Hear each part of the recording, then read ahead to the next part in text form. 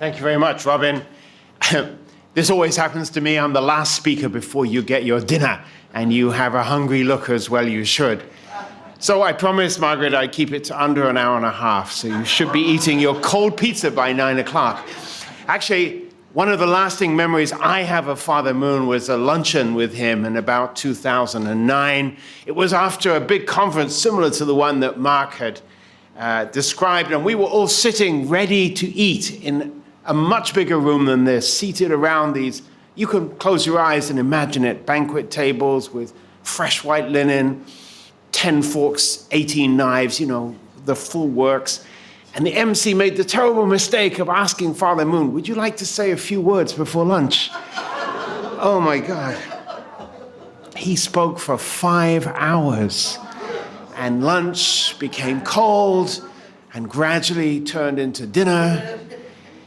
And we who were organizing it were filled with embarrassment and mortification. And finally at 7 o'clock, everyone ate in stony silence.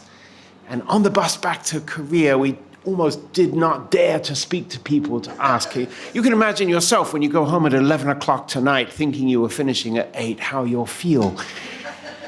And no sooner had we arrived back at the hotel, now it's midnight, and we're just thinking, this is the most embarrassing day of our lives.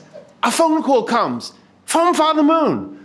He says, you know what? I didn't finish what I had to say. Bring them back again tomorrow morning at 5 a.m. for a sunrise service.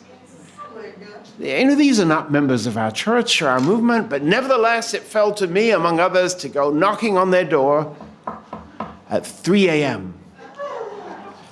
Excuse me, Mr. President, but would you come for 5 o'clock morning service? Father Moon wants to tell you something more.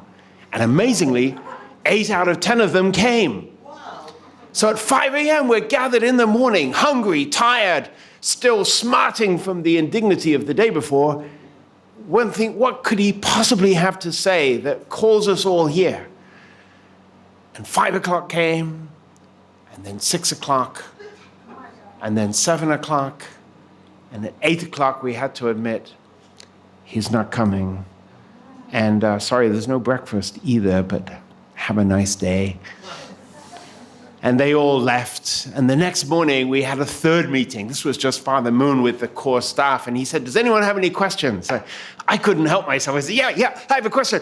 What the hell are you doing treating our best VIPs like this? He said, listen to me. Those people, they go to dinners and lunches all the time. They even eat the same food. It's always chicken. They will forget any words that were said. I wanted them to remember that day for the rest of their lives. And I thought, yeah, you sure did that all right. But you know what?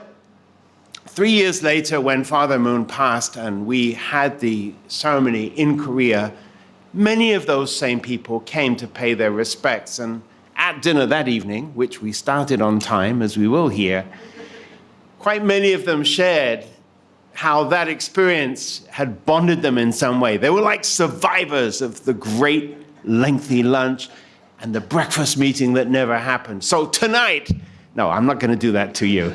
Tonight you will dine. Thank you so much for coming to offer your respects to a man and a woman that I love and have respected all my life. Thank you so much for coming.